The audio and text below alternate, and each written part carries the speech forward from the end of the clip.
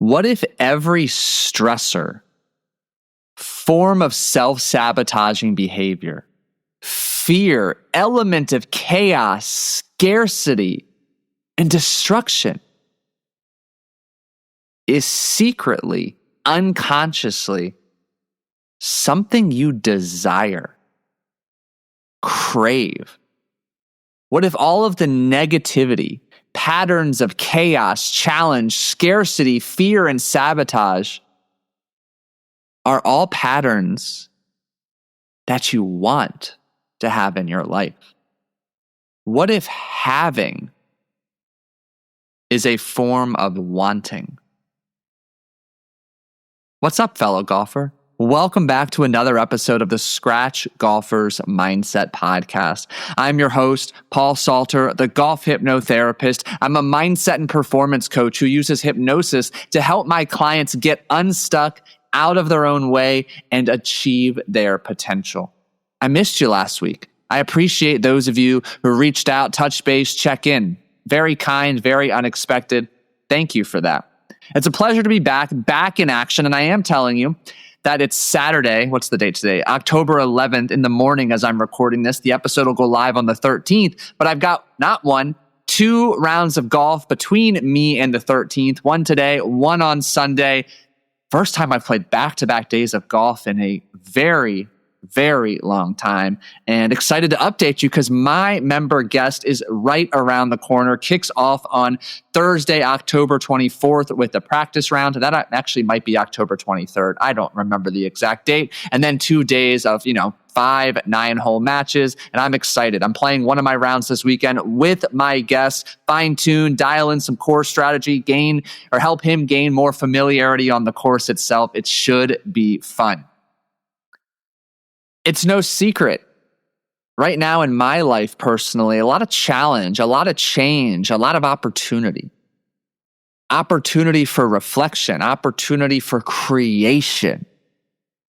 And I want you to hang on to that word, creation. It's going to be a theme that grows a little louder throughout our conversation today. And I've really began to pour myself into reflection the last few months as I'm just evaluating where I'm at and where I'm going in life. And the theme that continues to echo in my meditation, in my cold plunge sessions, in my journaling, and of course, inevitably when working with my coach, has been a theme of slow down, a theme of surrender, and a theme of let go. And for me, this embodies an opportunity to slow down, sit in the discomfort of the being, the silence, to hear, to listen, to gain awareness of my intuition, what I'm being called for, to gain the insight and understanding about why I am where I am and how to best move forward in an aligned, authentic way. And one of the books I read maybe 4 or 5 years ago has suddenly resurfaced in my life. And the theme of this book is what I kicked off our conversation with. Having is a form of wanting. Having is a form of wanting. And what I mean by that, and what I'm going to further explain, is that everything you have in your life, the challenges, the patterns of stress, worry, anxiety, fear, anger, sadness, grief. The reason that those patterns continue to perpetuate is because unconsciously, secretly, you want them. And I'm going to share an example from my life that when someone reflected it back to me, it hit me like a fucking ton of bricks. This example should add some relatability, should add some clarity. And I think, yes, that's where I'll begin. Then I'll tie in the education. So there was a time period about 4 years ago, 3 or 4 years ago, when I made a commitment for another boxing match. I'd done one kickboxing match in, I guess that was probably 2018. This must have been 2021.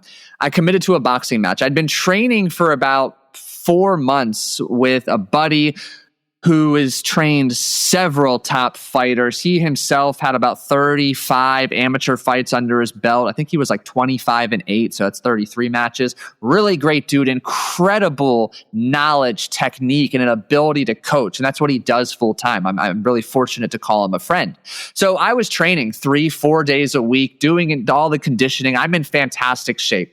I'm sitting at about $162. I am lean, I am fast, I am strong, and I'm packing a powerful punch. And outside of that one kickboxing match, I don't have really any other ring experience. I don't have much sparring experience specific to boxing. And, over time, we're starting to incorporate some, strategic sparring, him versus me. Obviously, he's a significantly more advanced and experienced fighter, and he knows how to calibrate and test me and push me to pull back, to push him and apply the pressure. And things are trending really well. And one day we're doing all of our training in one of the fitness rooms of a Crunch gym. And if you've ever joined or if you're a member of a Crunch gym, those fuckers are massive. Love Crunch. And we're training, and in one day walks one of his old clients, old friend, somebody he used to actually train and spar with.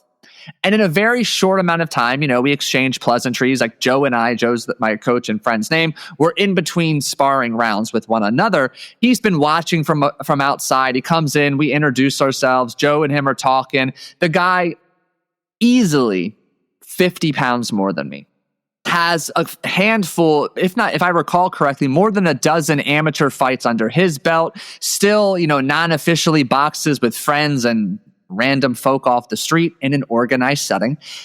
He's bigger, stronger, faster, more experienced, and he asked if I want to spar. And I remember sitting there, I'm still recovering my breath, and part of me is like, honestly, no. Because my goal, this entire preparation for the fight, is to minimize any physical damage. I don't want to take on any unnecessary number of hits to the head or punches to the face that I have to prepare myself for this fight. My brain is how I make a living. Don't want to jeopardize that. Inevitably, my intuition tells me, you can say no, it's okay. The testosterone, the ego in me, however, says, okay, I'll spar a couple rounds with you. However, as a way of kind of justifying and meeting myself, my intuition in the middle, I explain some very clear ground rules. And I say, hey, I'm training for a fight right now. I don't need to take on any unnecessary hits. You are significantly bigger than me.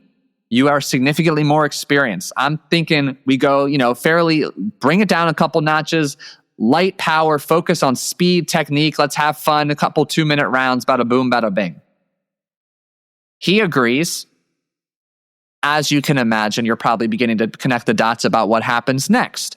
The moment Joe rings the bell, this guy is off to the races, a flurry of punches and attacks, and I'm able to withstand a few, throw a few back. In the first round, fairly fast, a fury. I was definitely more on the defensive than the offensive. And after that round, this guy is just gassed. You could tell he hasn't fought in a little while. He is gassed. He's sitting on the floor asking for a couple extra minutes before the next round. And I'm like, yo, just a reminder, tone it down a notch, not trying to get hurt. Happy to do one more round with you. But if you can't follow the guidelines that are going to keep me safe, I'm not for it. He's like, yeah, bro, I got you. So give him a couple of extra minutes to rest. Bell rings again. And again, this guy just comes out fucking 1,000,000 miles an hour, throwing haymakers. And he lands one right on my left rib cage. And I remember just hearing some type of sound. I don't want to say crack, pop, just an audible sound of bodily crunch. And I remember okay, fuck, I'm done. And I just remember okay, finish the round, just protecting myself the last 20 seconds, and I'm done. No more rounds after that. And I promise I'm going somewhere with this. And after that, it's clear, my rib is fucked. It is blue and black already. As soon as I lift my shirt up, the swelling is there. The rib hurts. It hurts to take a breath. And I'm like, well, fuck. So I go home. I don't have an ice bath at this time. So I immediately am icing it. And I remember calling a friend. And my friend knows that I'm in the midst of training for this boxing match, which inevitably I did not participate in because my rib was I never got an x-ray or anything, but it was fractured, it was black, it was blue, it was swollen. It hurt to breathe for about a good 4 to 5 weeks. And I'm telling this friend what happens, and he just seems so indifferent, almost annoyed, like an eye roll type response. And I kind of push back, and I'm kind of like, dude, like a little sympathy here would be greatly appreciated. And I don't quite remember how he phrased it, but he essentially shared with me, like, what did you expect? You're putting yourself in this dangerous position. You went against your gut feeling. You went up against a guy significantly bigger, stronger, more experienced than you. You made all of these decisions. Why do you want sympathy? Why do you want more attention? You did this. Get the fuck over it. And that stung almost as bad as how badly my ribs hurt. Because deep down, he knew I was right. And it was almost as if in that moment, I was beginning to connect the dots around one of my stories and patterns, that I wanted this sympathy. I wanted this attention. Like, whoa, look at me. Like, I'm in pain. Look what happened to me. And it took a little while for me to really begin to understand and see the clarity in this moment. It was significantly clouded by anger, frustration, and when I was honest with myself, it was anger and frustration toward myself, not my friend, because he was fucking right. Here I was wanting sympathy, wanting attention, wanting somebody to be like, poor Paul, woe is me. And as I became further removed from that conversation, I was able to see this pattern in other areas of my life, that I had these moments of unnecessary chaos, stress, and hardship that ultimately I was responsible for creating because I wanted sympathy. I wanted attention.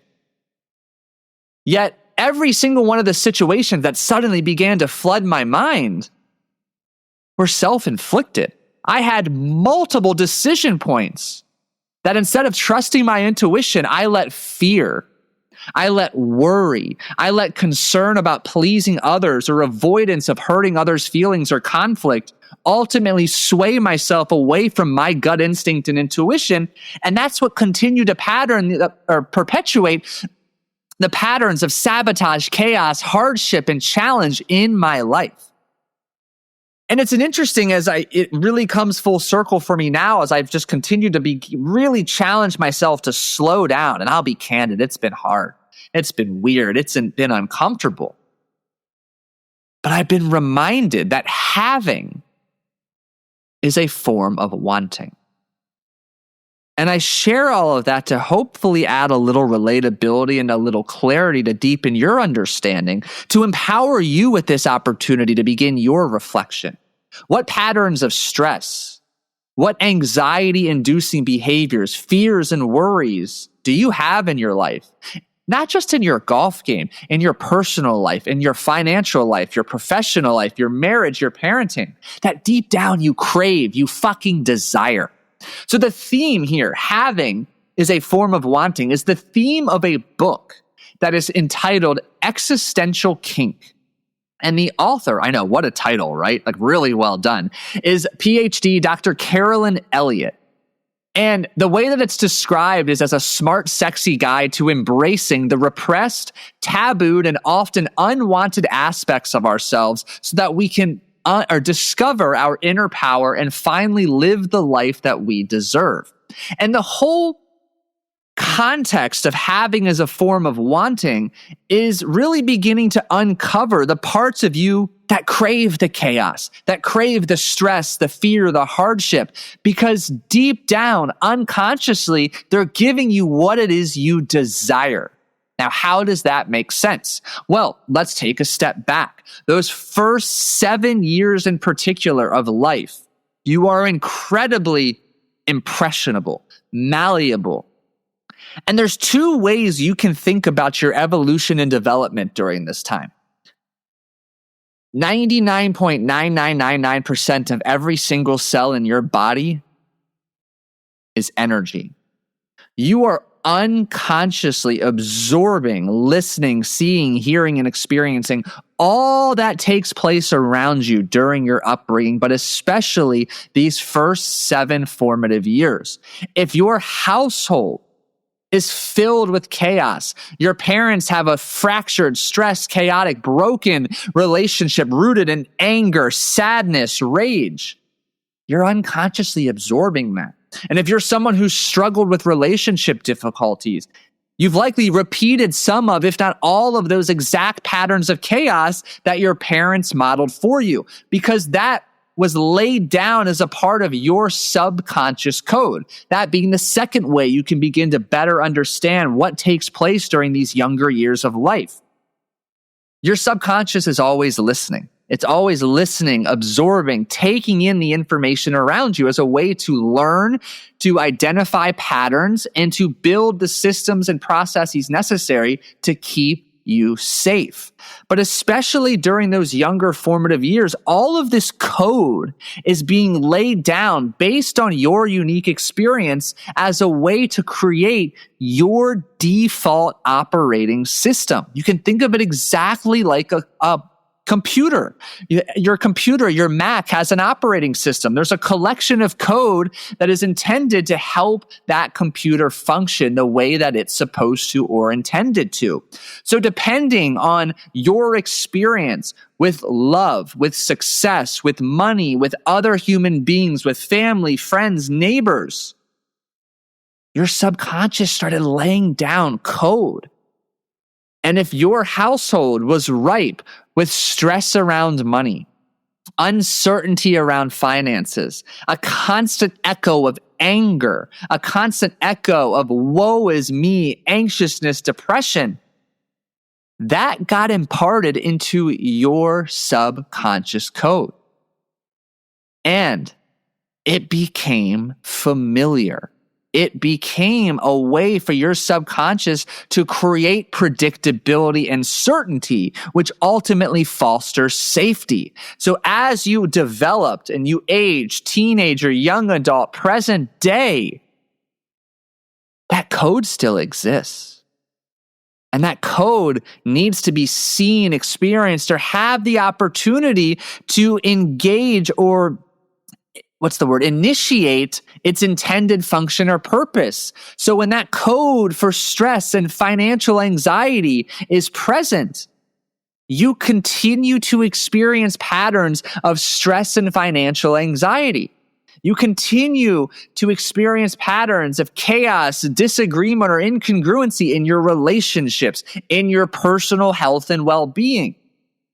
And it's not until you're willing to acknowledge, and then, and this is the part so many people miss, accept the current state of your default operating system and subconscious code, that you'll be able to take any meaningful, effective, and lasting action to rewrite your code in a way that serves you and aligns with who you are today and where you are going. Having is a form of wanting. What you have in your life today is what you want. You just might not consciously know it yet. And here's a couple examples. We'll talk golf, we'll talk business, entrepreneurship. Maybe it resonates with you because you're the individual who constantly says, I want to break 80. I'm working toward my goal of breaking 80. But secretly, you love the story of almost getting there. You love being so close to breaking 80. It's a story, it's a fallback in a way. Yet, you like it. You crave it because your identity would be so radically fucking different if you did break 80. It's so foreign, so unfamiliar, it scares you.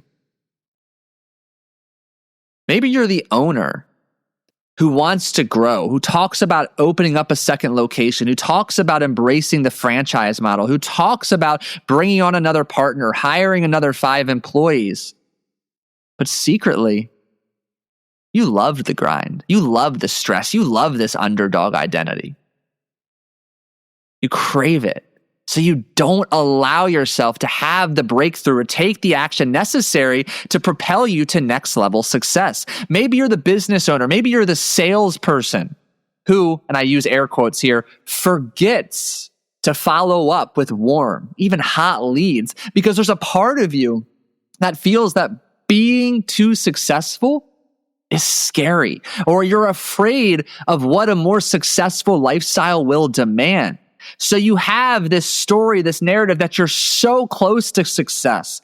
If you only did X, Y, and Z on the course or in your business or in your marriage, then you'd have the success. But you've fallen in love with the story of almost, so close, if only, because you crave it. You crave it. This is also talked about as kind of the shadow aspect of yourself, working with some of the darkness and learning how to shed some light on it.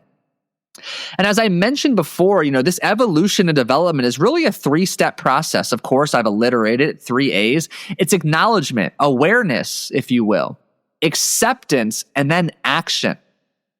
So I'm hopeful in this discussion, I'm planting some seeds of reflection, helping you begin to rapidly connect some dots about these patterns in your life that seem to be unshakable in a way. They still seem to just linger. And it's not even so much the pattern as it is the underlying emotion.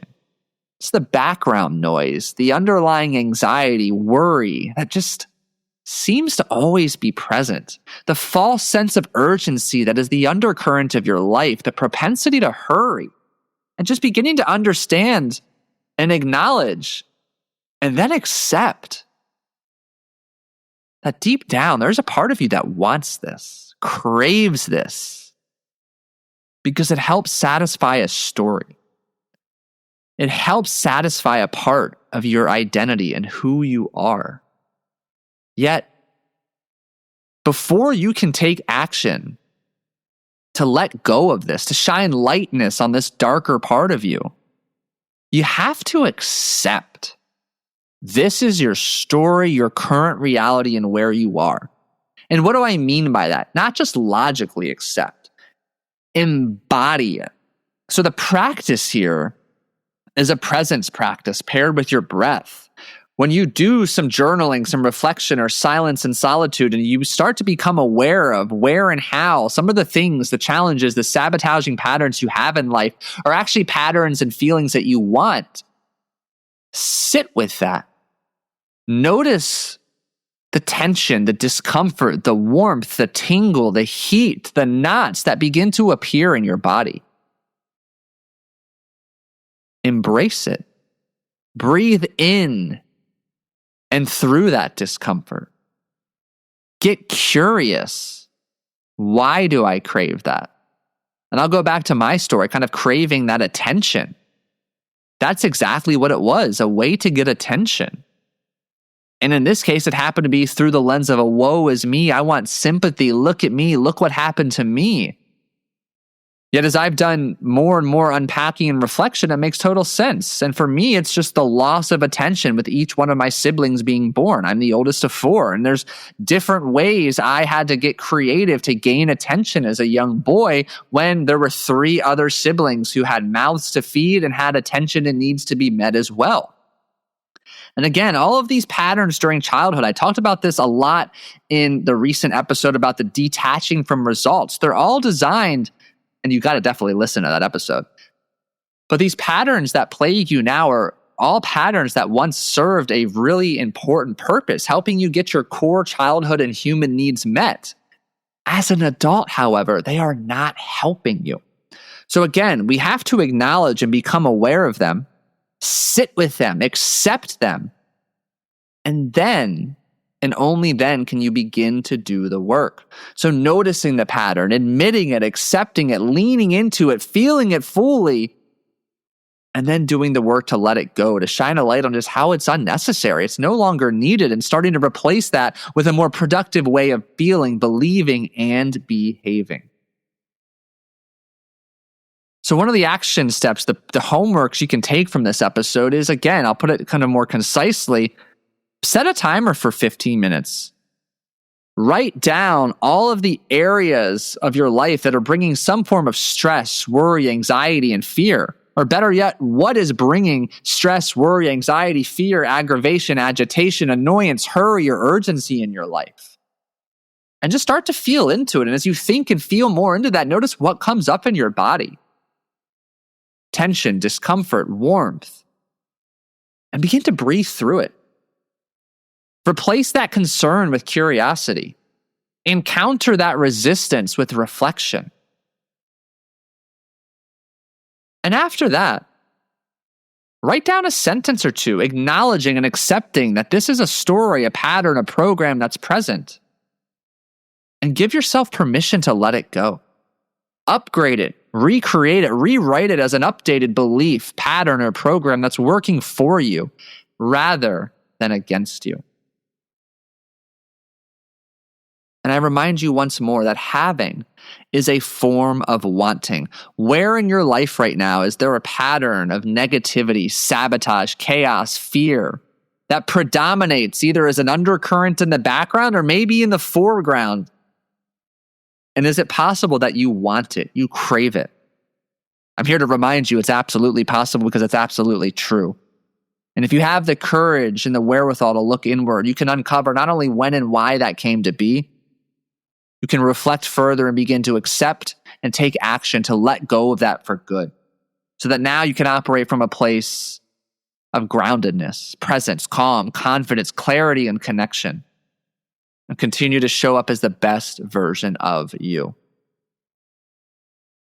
I appreciate you listening to today's episode. I'm hopeful you found it insightful. I'm hopeful it inspires you to slow down, reflect, and uncover the harsh and kind of sick, twisted tooth that all the challenge you have in your life was born out of wanting it. And you have an opportunity for ownership and an opportunity for action. Because if you want to achieve different, you must be different. And if you want to be different, you must believe different. You must do different. And you have an opportunity to begin that today. Thank you for listening. Hey, as always, if you found this helpful, share it. Share this podcast, share this episode with somebody who's stuck in their rut, stuck in their own way. And if you haven't done so already, I ask you leave a genuine rating, a genuine review on Apple Podcasts, Spotify, or wherever it is you're listening to today's show. Have a great rest of your day. We'll catch you Thursday with another exciting guest. Off the top of my head, I do remember, it is none other than Mr. John Weir, founder, creator of the Mental Golf Type. You're gonna love it. See you or catch you in Thursday's episode. Have a great week, and I'll talk to you then.